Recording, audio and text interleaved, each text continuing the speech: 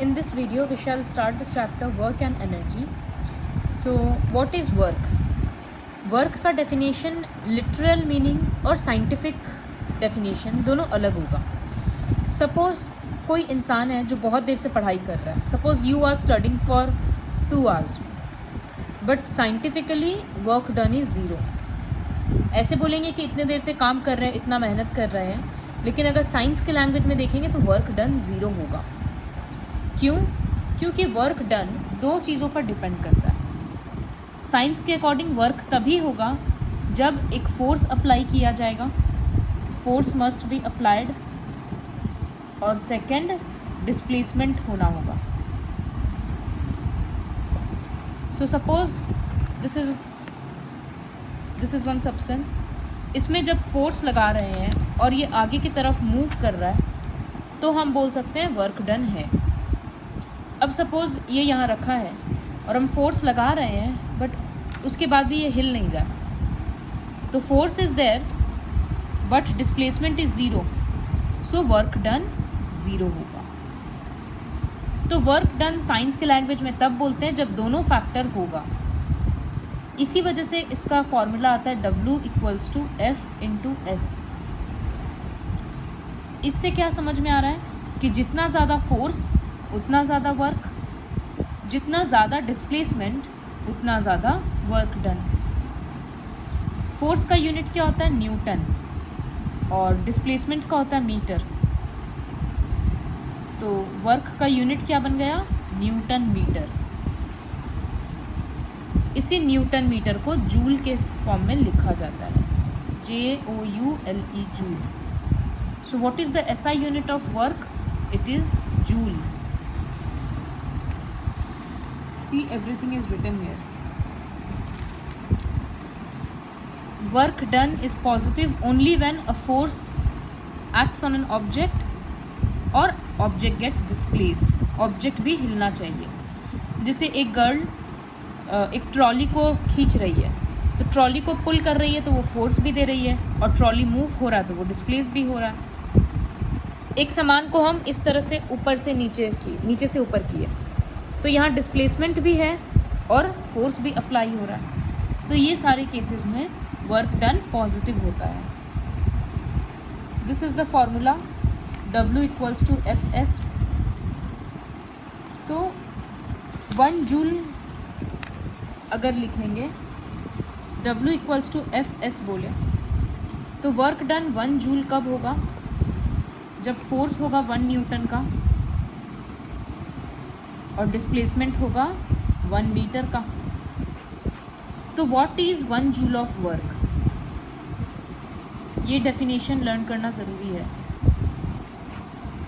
So when a force of 1 newton is applied and the object displaces 1 metre in the direction of applied force, then the work done is called 1 joule. Suppose this is a block. इसमें हम force लगा रहे हैं 1 Newton का right side की तरफ, और ये ऑब्जेक्ट भी डिस्प्लेस हुआ, यहाँ पर आ गया. सपोज अब 1 मीटर है ये, तो इस केस में क्या हुआ? फोर्स भी 1 न्यूटन था, डिस्प्लेसमेंट भी 1 मीटर था, तो वर्क डन होगा 1 joule. This is the definition. See, it is written 1 joule is the amount of work done on an object when a force of 1 newton displaces it by 1 meter along the line of action of force.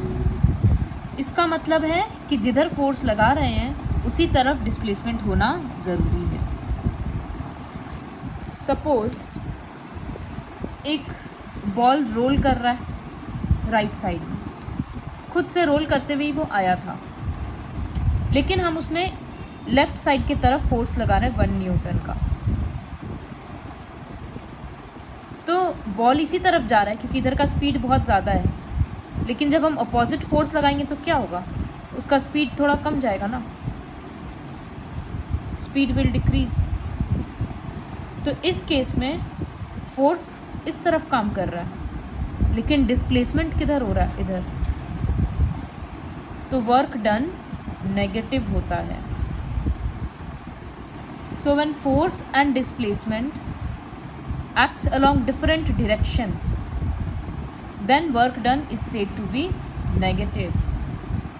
Work का formula होता है F S, तो हम लोग लिख सकते हैं minus F into S या एफ इंटू माइनस एस. इसका मतलब एक चीज़ का डायरेक्शन उल्टे साइड में है, क्योंकि वो ऑब्जेक्ट को रोकने का काम कर रहा है. अपोजिंग फोर्स है तो अपोजिंग वर्क डन होगा, इसी वजह से वो नेगेटिव आता है. It is written here. Work done is negative when the force acts opposite to the direction of displacement, और वर्क डन इज पॉजिटिव जब फोर्स और डिस्प्लेसमेंट दोनों सेम डायरेक्शन में होगा. तो इससे एमसीक्यू में क्या आएगा, फोर्स का डायरेक्शन इधर है और डिस्प्लेसमेंट का डायरेक्शन इधर है, तो दोनों के बीच में एंगल कितना बन रहा है, स्ट्रेट लाइन है ना, तो 180 डिग्री. तो इसको दूसरे सेंटेंस में ऐसे भी बोल सकते हैं कि when angle between force and displacement is 180, then work done is negative.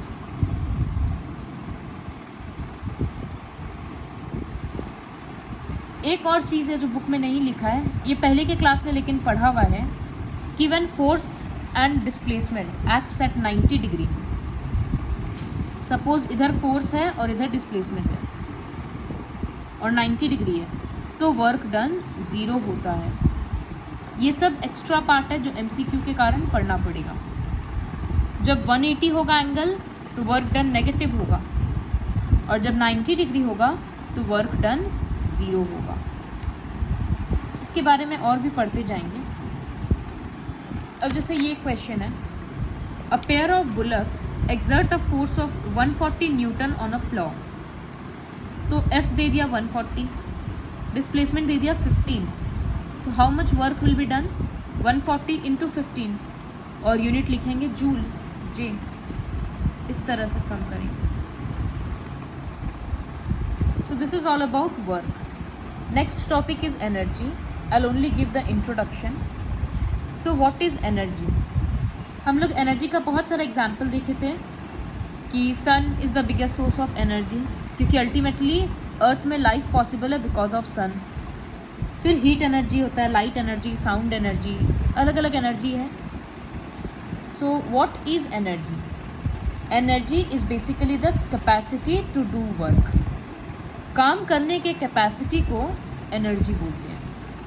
अगर किसी ऑब्जेक्ट में एनर्जी होगा तो इसका मतलब वो काम करेगा. जैसे पानी को जब स्टोर किया जाता है डैम्स में, तो वो एक सर्टेन हाइट तक रीच करता है. This is water. ये कुछ हाइट में है तो इस वजह से इसमें पोटेंशियल एनर्जी है, PE. इसमें एनर्जी है बोलकर ही जब ये फ्लो करता है तो ये टरबाइन को रोटेट करता है. तो इसमें एनर्जी था, बोलकर ये वर्क कर पा रहा है. So energy and work are basically the same thing. इसी वजह से दोनों का SI यूनिट भी सेम होता है, जूल.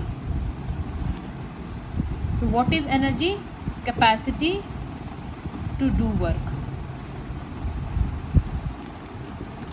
जब ये फ्लो करता है वाटर तो इसका पोटेंशियल एनर्जी स्पीड के कारण काइनेटिक में चेंज होता है, और काइनेटिक एनर्जी के वजह से काम होता है क्योंकि टरबाइन रोटेट करता है.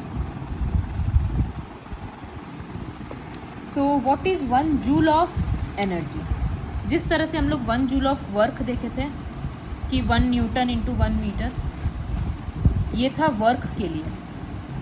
ठीक उसी तरह से एनर्जी के लिए 1 जूल का डेफिनेशन चेंज हो जाता है. So what is 1 joule of energy? The object having the energy to do 1 joule of work. See, here it is written. 1 joule is the energy required to do 1 joule of work. Exercise में या extra in-text questions में ये question भी है, what is the difference between 1 joule of work and 1 joule of energy? दोनों को बस define करना है. 1 जूल ऑफ वर्क तब होता है जब 1 न्यूटन का फोर्स है और ऑब्जेक्ट डिस्प्लेस हो रहा है 1 मीटर में। और 1 जूल ऑफ एनर्जी तब होता है जब एक ऑब्जेक्ट के पास उतना एनर्जी है कि वो 1 जूल ऑफ वर्क कर सके। कभी कभी हम लोग बड़ा यूनिट यूज़ करते हैं मेजर करने के लिए, तो वो होता है 1 kg, मतलब 1 किलो जूल। तो 1 kg इक्वल्स टू 1000 जूल। जिस तरह से 1 किलोमीटर इक्वल्स टू 1000 मीटर, ठीक उसी तरह से 1 kilo joule equals to 1000 joule. Learn up to here. We'll continue the rest of the chapter in the next video.